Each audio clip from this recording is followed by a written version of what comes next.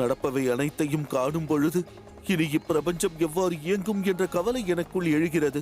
மன்சாதேவிக்கு எவர் எடுத்துரைப்பார்? நான் எடுத்துரைப்பேன். தேவி கங்காவிடம் இதை பற்றி நான் எடுத்துரைப்பேன். இந்த சங்கடத்திற்கான தீர்வை நான் கண்டறிந்திடுவேன்.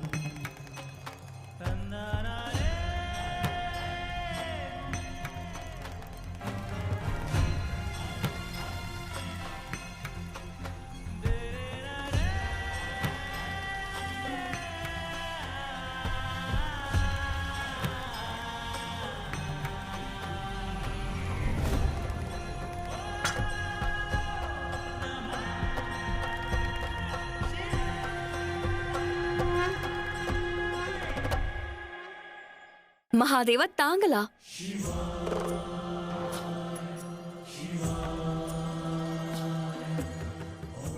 பிரபஞ்சத்தோர் என் பக்தியின் மீது சந்தேகம் கொள்ளலாம். ஆனால் என்றும் தங்கள் மீது நான் கொண்டுள்ள பக்தி உண்மைதான். பல யுகங்கள் கடந்தாலும் அதில் குறை இருக்காது. தங்களுடன் இருக்கும் நான் என்றும் இணைந்திருப்பேன். தங்களுடன் பிரபஞ்சமே இணைந்திருக்கிறது தேவி. பிரபஞ்சத்தில் மானிடர் யாவரும் தங்களை அன்னை கங்கை என்று அழைக்கின்றனர். தேவர்கள் எவர் மன்சாவால் தாக்கப்பட்டார்களோ அவர்களுமே தங்களை அன்னை என்கிறார்கள். ஆயினும் இன்று அவர்களது வேதனை, அவர்கள் அடைந்த இந்நிலைக்கு தாங்களே காரணம். தேவி கங்கா, புரிந்த இப்பாவத்தை புண்ணியமாக்குங்கள். சகாயம் புரிந்திடுங்கள். தாங்கள் சிவனை காதலிக்கின்றீர்கள். ஆகவே பிரபஞ்சத்தின் நலன் காக்க போராடுங்கள். மன்சாவும் தாங்களும் இணைந்து விட்டீர்கள். அவள் தங்களை அன்னை என்கிறாள். தாங்கள் அவளுக்கு எடுத்துரைத்தால் தங்கள் வார்த்தையை மீறமாட்டாள். தங்கள் விருப்பத்தை நான் நிறைவேற்றுவேன். பதிலுக்கு என் விருப்பத்தை நிறைவேற்றுவீர்களா? நான் கோருவதை தருவீர்களா? இயலாதல்லவா?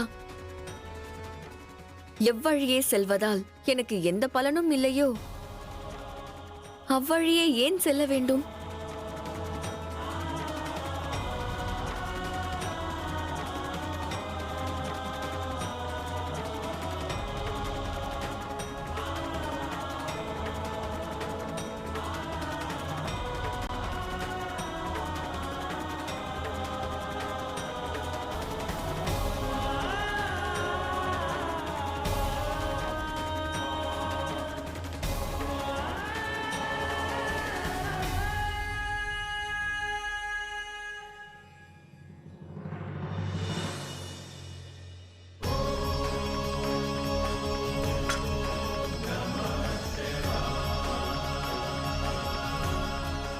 தங்கள் நிபந்தனையை ஏற்கிறேன். கூறுங்கள், தங்களுக்கு என்ன வேண்டும்? வேண்டாம் மகாதேவா. எந்த கனவு நினைவாக வாய்ப்பில்லையோ அதை உரையாடி என்ன பயன்? வேண்டாம் வேண்டாம் மகாதேவா. கண்மூடித்தனமான ஆசை பேராசையை விட மிக கொடுமையானது என்பார்கள். சகோதரியின் ஆசையும் அவர்களின் பிடிவாதத்தை போன்றதுதான். ஒருவேளை அவர்கள் தன்னலத்துடன் தன் விருப்பத்தை நமக்கு பரிமாறினார்கள் எனில் அது நமது குடும்பத்தை மட்டுமல்ல பிரபஞ்சத்தையே அழித்துவிடும். ஆகையால் அவர்களிடம் கேட்காதீர்கள். தேவி பார்வதி, தேவர்களின் மனைவியர் யாவரும் கண்ணீர் சிந்துகின்றார்கள். அவர்கள் வேதனையை என்னால் காண இயலாது. தேவர்களின் அழுகுரலுக்கு தீர்வு வழங்க வேண்டும்.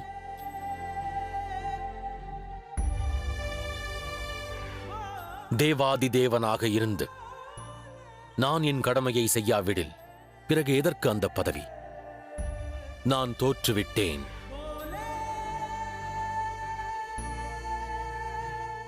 எனினும் என்னால் இயன்றவரை முயற்சித்து தேவர்களை நஞ்சின் பிடியிலிருந்து நிச்சயம் காத்திடுவேன்.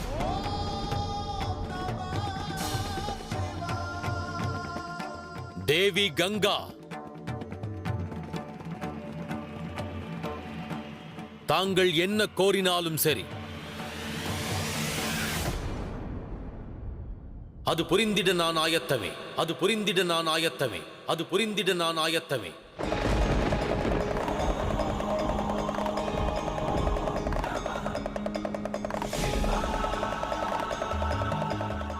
வேண்டாம் மகாதேவா.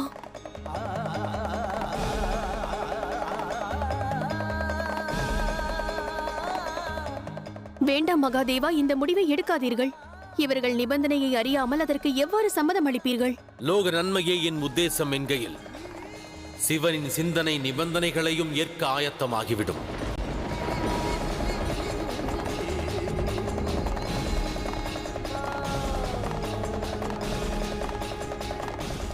கூறுங்கள் தேவி கங்கா, தங்கள் நிபந்தனை என்ன? வேண்டாம் மகாதேவா, தங்களது இந்த முடிவு நம் இருவரின் உறவின் மரியாதையை சீர்குலைக்கப் போகிறது. சீர்குலைக்கப் போகிறது.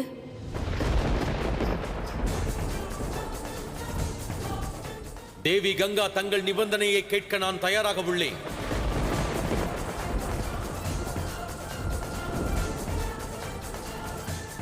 கூறுங்கள்.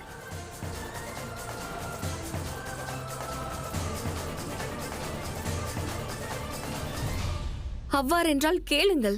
நாளை கைலாயத்தில் கோலாகலமான உற்சவம் நிகழ வேண்டும். தேவர்கள், தேவியர்கள், அசுரர்கள், மாயிடர்கள், கந்தர்வர்கள், நாகங்கள் அனைவரையும் அழைக்க வேண்டும். தாங்கள் அவர்கள் அனைவரின் முன்னிலையிலும் ஒரு கோஷணம் செய்ய வேண்டும். அது யாதெனில், நான் கைலாயத்தில் மட்டுமல்ல, தங்கள் இதயத்திலும் வசிக்கிறேன் என்று கூற வேண்டும். வசிக்கிறேன் என்று கூற வேண்டும். வசிக்கிறேன் என்று கூற வேண்டும்.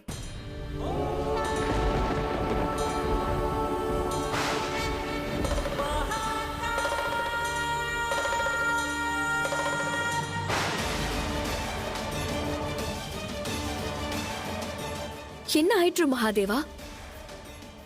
லோக நன்மைக்கான ஆவேசம் குறைந்து விட்டதா என்ன? அல்லது உத்தேசத்தை நிறைவேற்றுவேன் என்ற சபதத்தை தவறாக எடுத்து விட்டீர்களா? என்னை பார்க்காதீர்கள். கடந்த காலத்தை நினைவுபடுத்தி பாருங்கள். நினைவில்லையா? என்னை புவியில் அவதரிக்கச் செய்வதற்கு முன்பு தாங்கள் என்னிடம் என்ன கூறினீர்கள்? தாங்கள் என்னை தங்கள் இதயத்தில் கொள்வேன் என்றீர்கள். ஆனால் அந்த உண்மையை பிரபஞ்சத்தில் உள்ள அனைவரிடமும் வெளிப்படையாக கூறுவதில் என்ன சங்கோஜம்?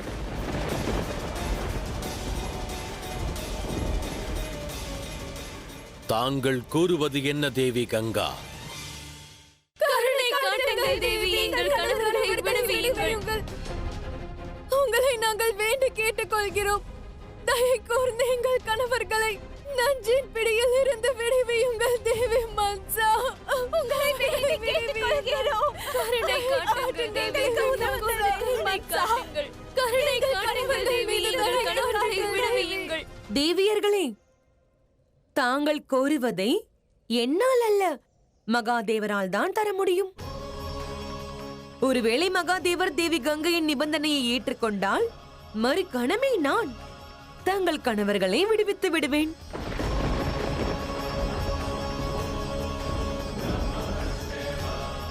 ஒருவேளை ஏற்காவிட்டால் பிறகு தங்கள் கணவர்களை பிரிந்து வாழ கற்றுக்கொள்ளுங்கள்.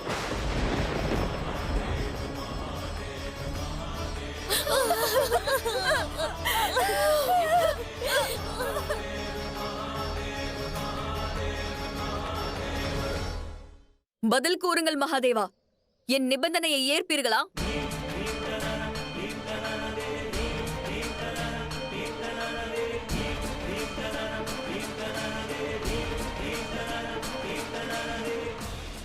மௌனத்தை கலைத்து பதில் கூறுங்கள் மகாதேவா, என் நிபந்தனையை ஏற்பீர்களா?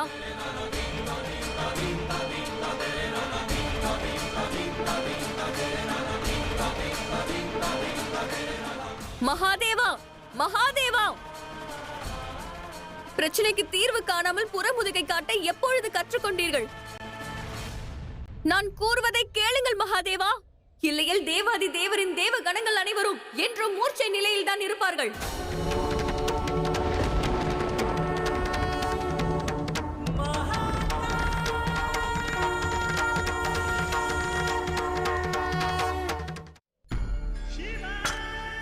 கடமை எனும் சங்கிலியை சிவனாலும் தகர்த்திட இயலாது. ஏற்பாடு செய்யுங்கள் தேவி கங்கா, அழையுங்கள் யாவரையும். தாங்கள் ஆவல் கொண்டது நாளை நிகழ்ந்திடும்.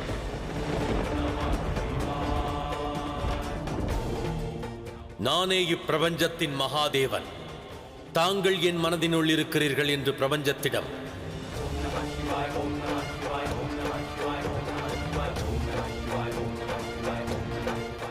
உரைத்திட ஆயத்தமாக இருக்கிறேன்.